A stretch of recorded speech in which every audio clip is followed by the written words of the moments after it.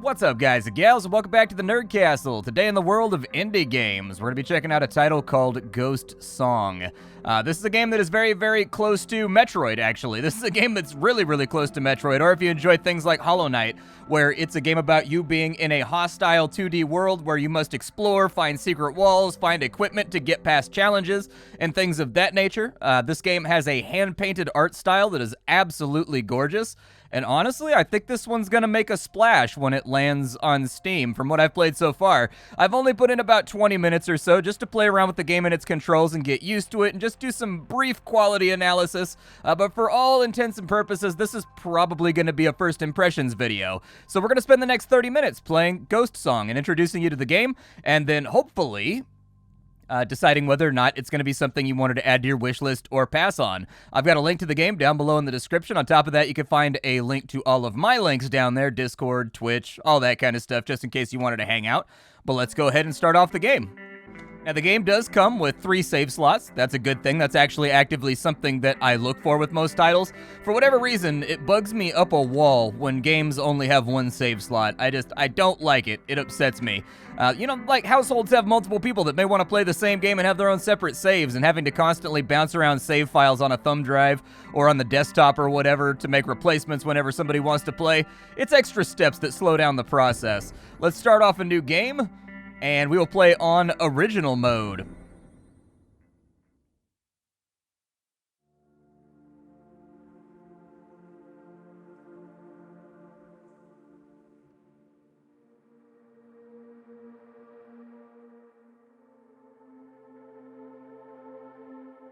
The dead suit, quiet for many years.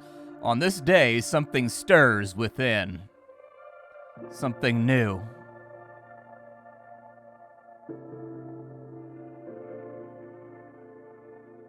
So as you can see, as the game opens, this is a very, very good-looking title. They've got the shading, they've got the theme of the game going on. You can see those slight hints of just everything being designed with the same lighting in mind as we go into this first opening scene. There's adorable little critters bouncing around so that the game isn't too oppressive and nasty at the beginning. But this is our ghost suit, and in a minute, it should start waking up. Alright, so welcome to our dead suit here. Our dead suit is capable of talking. This is not going to be a game with a silent protagonist, which I actually think is a good thing. I think the silent protagonist thing has been kind of overdone. But this is the ghost suit. We can run around. I'm playing with a controller right now because I didn't find the default controls for the keyboard to be to my liking. I definitely think they could get that polished up, though, and the game is fully re-key bindable in case you are wondering about it. So if you don't like the default right-hand movement scheme that the game has, you can change it. However, I wasn't aware, so I think actually they could make the game very, very playable with the keyboard if they just did WASD for movement with space for jump, and then the mouse just allowed you to free aim with your gun, which we have right here, because the game does come with a free aim, but it might actually break the balance of the game. Like some games, being able to free aim ultimately kind of with free aim while moving ultimately breaks the game balance, so that might be what they had in mind. But this is our ghost suit. It can do a number of functions right now, but not that many. Top left-hand corner, you will see that we have an HP bar. That's the green part. We have a stamina meter, which is up and underneath that, which is where kind of the little bit of Soulsy influence comes on in. For right now, we need to cruise to the right and just kind of see what we can find for ourselves over here. I have gone to the left. You are allowed to freely roam to the left, but there's like a boss over there. And after a couple of attempts, I just got starched. And every time you die, you lose a chunk of your maximum health. And I hadn't figured out exactly how to reclaim that just yet. And so anyways, we're just going to go to the right and do what the game intends for us to do. We have a buster gun. It destroys things. You should constantly be on the lookout for any type of secret or anything else you might be able to find around here. Your gun does overheat, however. So based on how cool your gun is, you can see it heated up right there on our character. It gets a little bit red. Depending on the heat level of your gun, you will deal more or less damage, and your firing rate goes down as well the longer you hold down the buster gun that the character has. And so you'll want to pay attention to that. And it does have a considerable cooldown when it comes to how long it takes the gun to cool. So keep that in mind. The game is not devoid of nasty scenes like this one right here. This is definitely a game that's kind of about wonder and about discovering new things and figuring out what's going on. But at the same time, it does have a little bit of an edge to it. in case you were wondering about that. Like, you are going to find some nasty things in the depths as you try to explore and figure out exactly what happened on this ghost planet. Can I hit that right there? Okay, I couldn't hit that right there, but I can hit that right there. The enemies drop currency. I don't know exactly what it's called, but they do drop it. Open the status menu and tab to your map display. Yeah, we now have a mapping unit that we can play around with. With all of the rooms, you should definitely check the walls, especially the ones like this one right here where it looks like there are planks leaning up against it, because frequently you'll be rewarded, like this wall right here. So there you go. There's something hiding right there. For now, was that implied at all by the map? It doesn't look like we can go down right here. So yeah, let's go ahead and we'll cruise on over this way and we'll kind of just see what happens. A flower? How'd you grow so fast, flower? The game does have voice acting. As I said, this is not one of those silent protagonist games. This is definitely a game where the robot has awakened on this planet to find that like everything is different and changed and has to figure out exactly what went wrong. I do find the voice acting, from what I've heard so far, to be what I would expect sort of like an aloof android to sound like. Not necessarily emotionally attached, but at the same time inquisitive, almost kind of like that tone of voice that Data has in Star Trek. Other details you might notice as we cruise along. If you look at the shins of our character, she's covered in the green blood of the creatures that she murdered when she was standing on the same platform. I don't know exactly how in-depth the system goes, but I have noticed when I was playing for like 20 minutes, depending on the angle of attack and where you hit enemies from and their relation to you, your character becomes splattered with blood on different parts of the robot's body. And the blood does match the color of whatever it is you killed. If you're taking down like alien humanoids with red blood, it'll splash all over you and your robot will have a really grim look to her. It's kind of a cool little detail that almost instantly jumped out at me. Oop, there's dudes over here. All right, let's blast you. So that's one enemy down. I don't know how much blaster fuel I have. The blaster will start to hiss, and it will get a little bit pissy with us in just a sec. Yeah, you see how the bullets got smaller right there, and it got like a little bit unhappy about being fired? And it's actively, when we actually overheated it right there, it makes kind of like a sizzling noise too. Like, you ever turned off a truck after a hot day at work, and it makes like that popping and crackling sound as all like the fixtures inside the engine bay start to settle and cool down and whatnot? Basically makes that noise right there, and I've always found that noise to be a tremendously satisfying, relaxing noise. Go ahead and blast you real quick. We do have melee attacks, yes. Apparently, so my melee hits harder when my gun blaster is actually heated up. I totally missed that prompt right there because I was on like a murder spree. I saw like alien zombies and I just stopped paying attention. Oh, look at that robot in the background, dude. It's happy to see us. It's got like a little anthropomorphic face. Huh. Can I loot that? What is that? That duck animation right there looks really clean. I don't know how many frames they put into that, like maybe 8 to 12, but that's a good-looking duck animation right there. Well done, developers. Like, everything on the presentational front with this game really seems to be arranged in a way that it's satisfying, it's well-drawn, it's are you alive? You are. Okay, I couldn't tell if it was a thing impaled on a stick or, like, what it was. Okay. Yeah, I don't really have I don't have like a dash or anything, which makes me nervous about being near these enemies. Wow. Quite the chin on that one. Took me a little bit of the old wreckage to get rid of them. However, environmentally, it is cool that because that zombie came up from that alien zombie or whatever it was, it came up out of that flower bed. It had flowers all over it. That's kind of a cool detail. That's what I mean, is there's like cool stuff in this game. All right, so we can do left to regenerate our health. There you go. So we've got one healing pip up in the left-hand corner, top left-hand corner. You can barely see it right now. It's that little tiny dark blue, just kind of like, boop, that little dark blue pimple on top of our health bar right there. You've got a module. Okay. What kind of module did I get? Oh, I did get a module right there. Let's take a look. So the Fishmaster's Glow causes healing injections to regenerate your energy. Oh, so whenever we use our healing pip, we do have loot up there, but I don't particularly seem to have a way to get to it for right now. I'm guessing we're going to have like a Metroid-style double jump where we fold into a ball or something in the future. Here, eat my gun. Taste the power of my flame. It doesn't look like I can get up there. Let's take a look at the map and see what we got going on. Doesn't look like we have any means to get up there. So I'm guessing we're going to have to get a double jump or something in order to get up into that area, although I do like the very musical tones that items play whenever you're near to them. That's also a very, very nice detail. One of the fundamental challenges when it comes to like game design is really getting the world to all feel in line with the aesthetic that you're going for. That didn't kill me falling down the pit, so that's good. We've got one little buggy boy over here. Definitely a tougher buggy boy than the previous couple that we've blasted. I'm going to do my best not to take any damage here or leap headlong down any holes. All right, so we've got some kind of like irrigation pipe or something. I don't know what that is. Apparently, my robot is hallucinating right now. We also have a door on that side.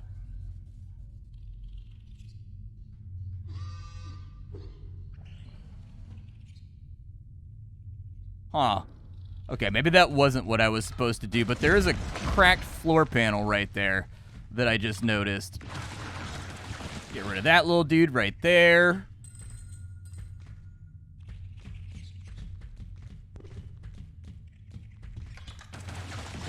Get rid of that guy. Okay. We've got a couple more bugs around here. We may want to find a better location to fight these guys from. I want that rightmost panel over there, but I can tell they're not going to make it easy. All right. Fair enough. Like I said, you're not going to make it easy. Okay, there's a couple more bugs blasted. I don't know if, like, explicitly I need to kill all of these. I'm trying to play this like it's Mega Man, and I keep expecting myself to have a dash. Like, I've noticed my finger, like, naturally on the controller moving towards whatever a dash button might be. It's just, you spend your entire life, you start playing Mega Man X when you're, like, 9 years old, you know what I mean? And you just kind of start expecting that there's going to be a dash everywhere. Let's take a look at our map. It doesn't look like secret walls or anything are implied in any sort of, like, substantial way, so I think you've just got to be a bloodhound and track it all down. Yeah, I'm going to guess that these mosquitoes are probably not my friend. There we go. Let's kill them off. What are you? A small nanogel cluster. What does a nanogel cluster do? Let's see here. Consume to get a little bit of nanogel. Oh, nanogel is the currency. Okay, so it's effectively the souls that you're going to be collecting in order to, like, maybe level up our robot or get stronger. Hey, we found another robot, dude. We're not alone. Oh, I can break his body? Oh, that feels like kind of a dick move, though, dude. Like, this is basically like cutting up and eating grandma in order to make sure that you can survive through, like, the next hour of the adventure. Like, ultimately, if that was the only way to survive, I'm sure grandma would be okay with it, and she'd probably, you know, stamp of approval. But it's just gonna make everybody uncomfortable simultaneously. Like, if I'm a ghost and I see you eating my body, I'm just like, whoa, bro, not cool, man. Not cool. Let's relax with that kind of rhetoric.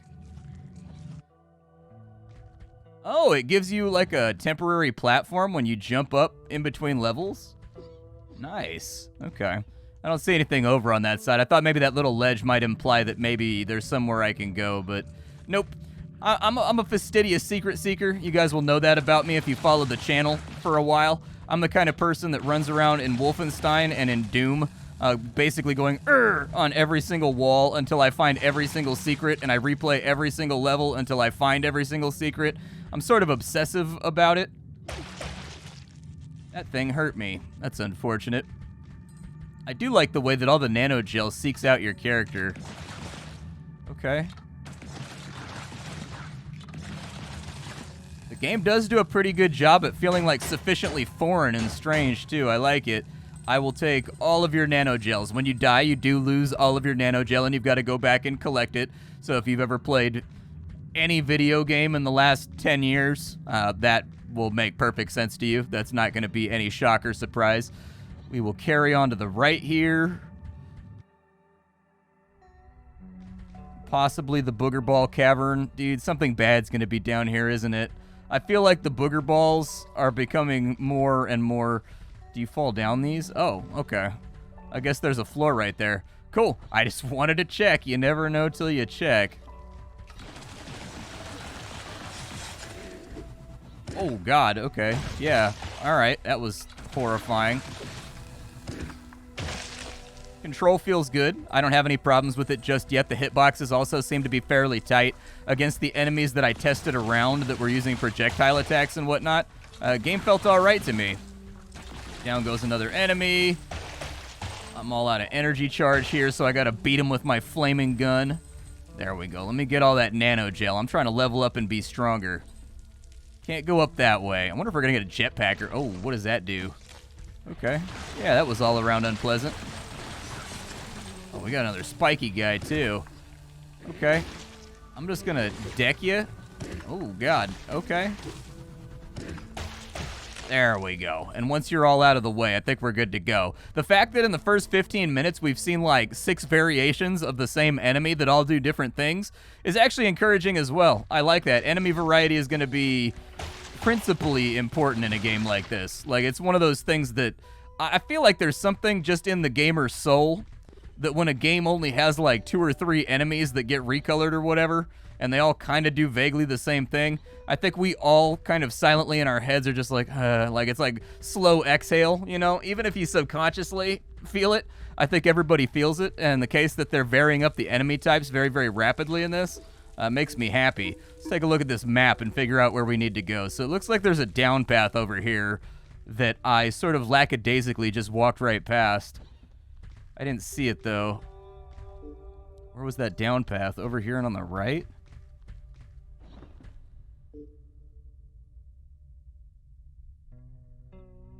How strange. Okay. Fair enough. Let's go back to the tube and see if we can follow that ghost to the left, because I think that's really what the game wanted me to do. But I enjoy exploration. It's one of the main reasons I play video games. I adore exploration. Alright, back to our pipe. Here we are. Enemies do not respawn, as far as I can tell, whenever you transition screens. They probably respawn whenever it is you get to like a checkpoint or like a bonfire or whatever it is, would be my guess. Oh.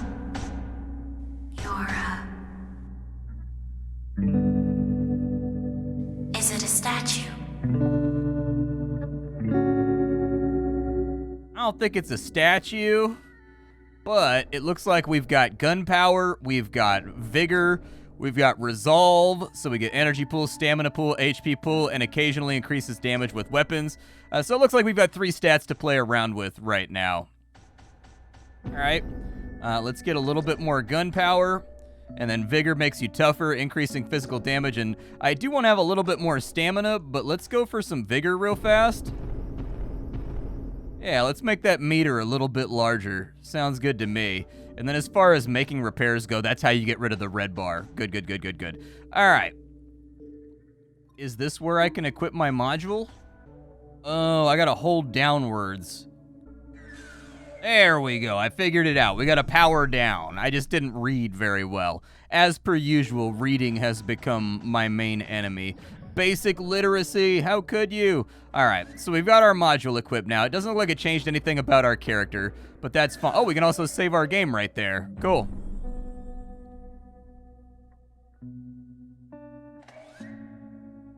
All right, well, let's carry on. I actually am a little bit vexed about where I go next, but that's okay. I don't mind being a little bit directionless. It does look like we have a left and a right path beneath us that we can go far, and we can also go back up to the surface and we can try to go left around that big bad monster. Maybe we'll try that. Let's go see what's up and to the left with that big bad over there. Back up and onto the surface and cutting to the left to kind of see what goes down this path. I have no idea how tough this little... I don't even know if he's a mini-boss, dude. All I know is when I was playing around with the game prior, I beat on him a whole lot, and, like, it didn't seem to help much. Can I break this right here? No. Okay. Like, every android we found so far that's been laying around has just basically been a free source of... She's walking back the other way.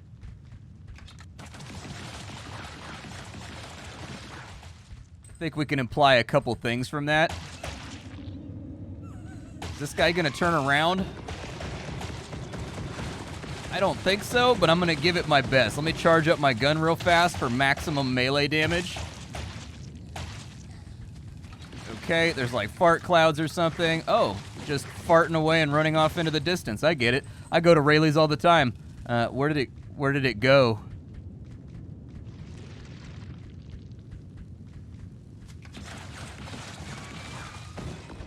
Oh, God! Okay, yeah.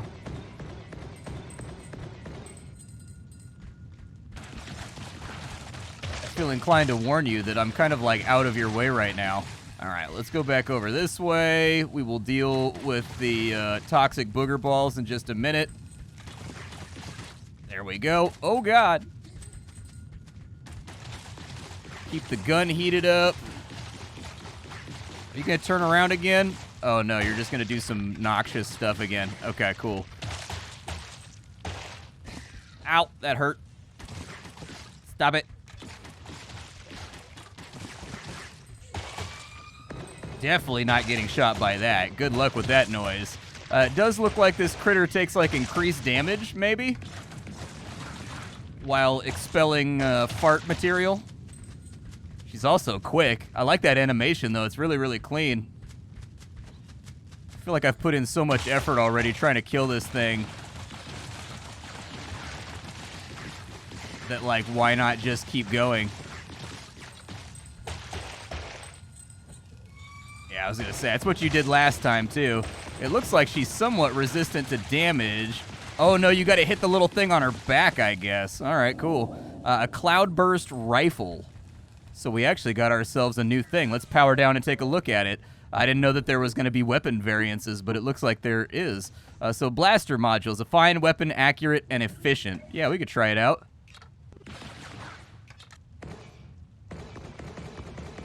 Oh, but it cost me mana when I used that one. Okay, so that's what that middle purplish bar is for. That, I don't know, dude. There's so many, like, blurple colors in this game that are like a mix of other colors, but I am actually really, really impressed with this title.